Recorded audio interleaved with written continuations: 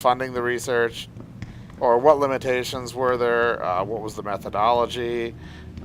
Are they overgeneralizing any conclusions they got? Things like that. Basically, it's pretty much a joke.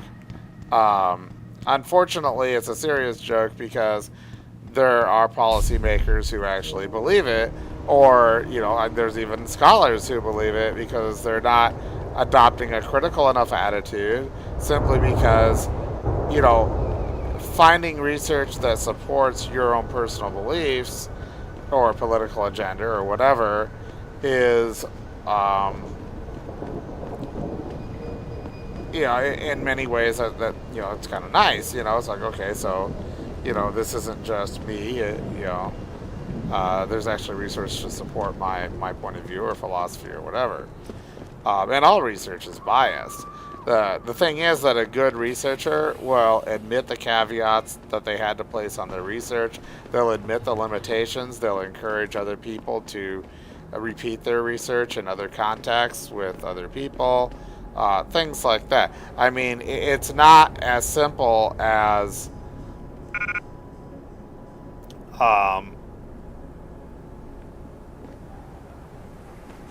here, I gotta start doing this. It's just not as simple as is made out sometimes. And certainly, when it comes down to the idea that, oh yeah, media content causes us to do this, that, or the other thing, no, not as far as any research findings go, anyway. And if you think about it, it makes a lot of sense it makes a lot of sense that it doesn't make any sense. Because, frankly, all you have to do really is consider how, I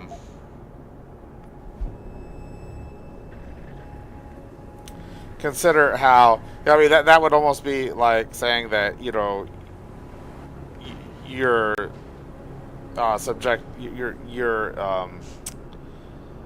liable to have like hypnotic suggestions or something like that. More importantly, it's more like that you can be so easily influenced that you can't think for yourself.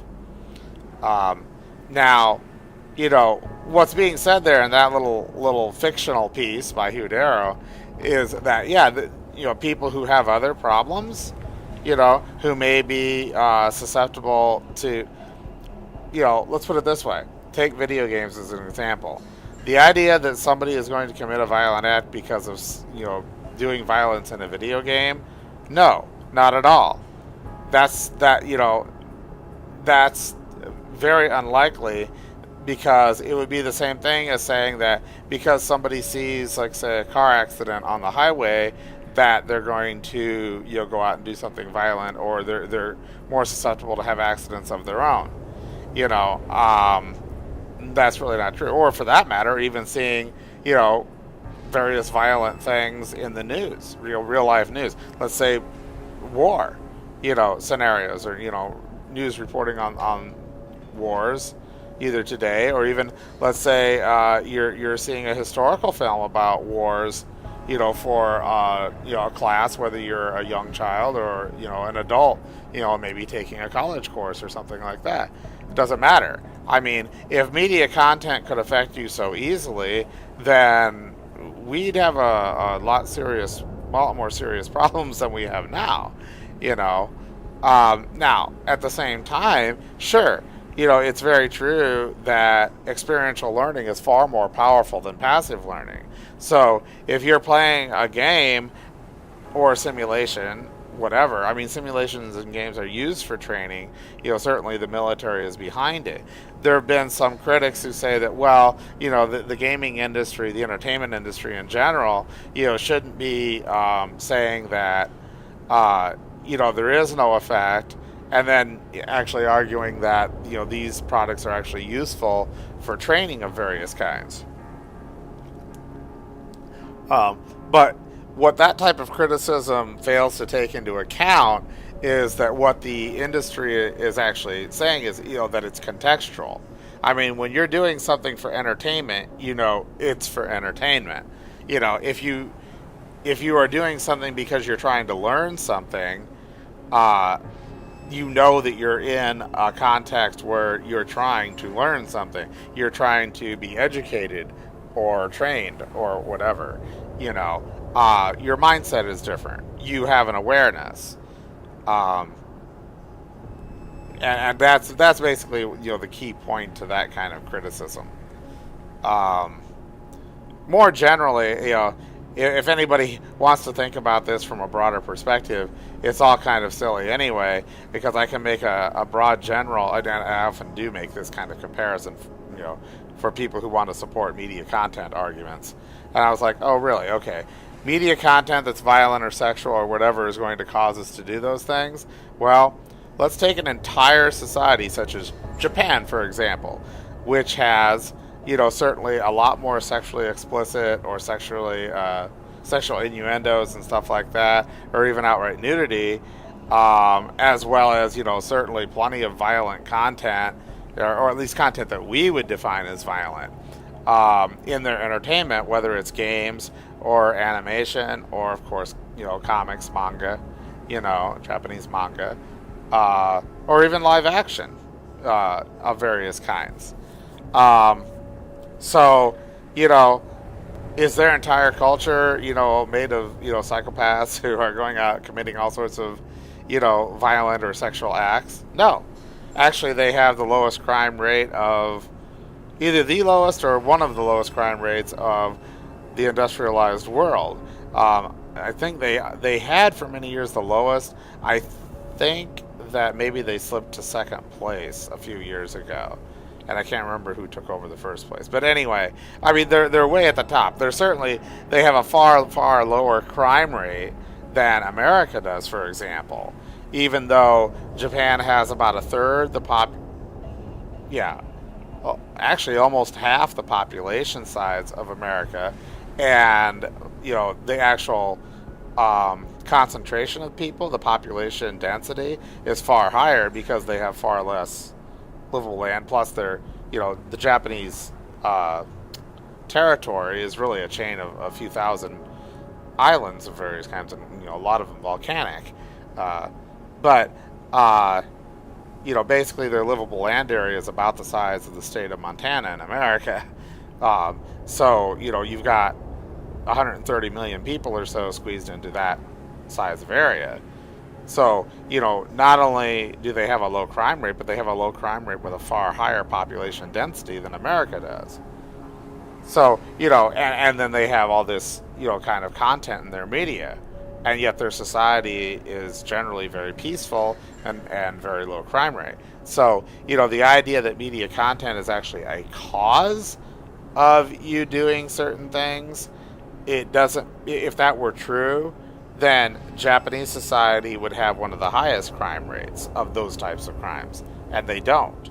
So it cannot be a causal effect. It's impossible. But of course, there are many other factors in real life, which is the problem with research like this. Especially if it's done on a quantitative level, with quantitative methodology, you try to control for all the other elements and take them out. But anyway, this, and real life, of course, doesn't have those kind of controls. But anyway, I just wanted, that's why I burst out laughing like that, because it's kind of amusing the developers actually put that into this game, as a comment. But, despite me saying that, though, I want to point out that policymakers, and I guess the public in general, in America particularly, and maybe certain other countries too, they seem to be gullible. Maybe isn't quite the right word to use because it's kind of offensive, but they're being led, or they jump to conclusions, or something, because we have a very high level of censorship. If you look at the American Library Association in America, they've lobbied, or not really just lobbied, but they have legal battles constantly over books, classic books of classic works of literature that are petitioned to be banned, from really young kids' works like Dr. Seuss's The Lorax, all the way up to classics like maybe, I don't know, like Mark Twain's books like Huckleberry Finn or Tom Sawyer, or Catcher in the Rye, or things like that. I mean, you can go out. They have a whole list on the ALA's website of banned books. Just do a search for banned book list or something like that, and you'll find it. And they publish this like every year because it shifts back and forth, of course, as new books come out, and as maybe a book that was being petitioned to be banned falls off, and then maybe another one, a new one comes up because someplace, some community decided, no, our people shouldn't have access to this. But the fact is, look at the history of stuff like that. That's just literature. But look at the history of music. Look at the history of film in America. Look at comics. The Comics Code Authority that came about in the 1950s.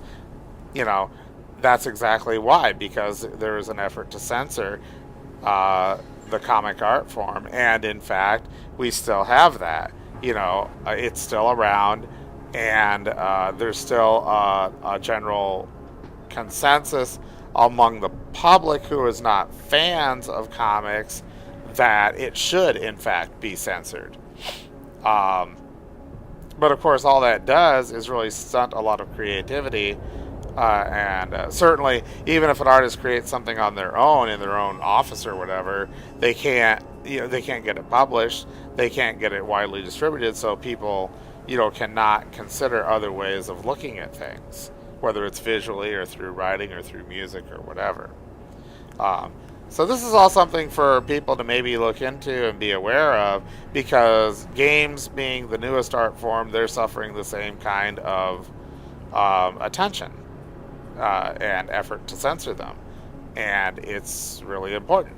And even though there maybe is laws protecting freedom of expression, the fact is that companies are in business to make money, and if they're worried about their image and they feel that releasing a certain type of product is actually going to negatively affect their bottom line, then they won't do it. They won't fund it. They won't accept it. And thus, basically you have an indirect censorship taking place, even if most people out there, most consumers, don't realize it. That's the world that they're living in. So anyway, I'm going to go ahead and stop here, though. What I'm going to be doing is running back and forth a lot to go ahead and get rid of the weapons that I left behind and sell them off.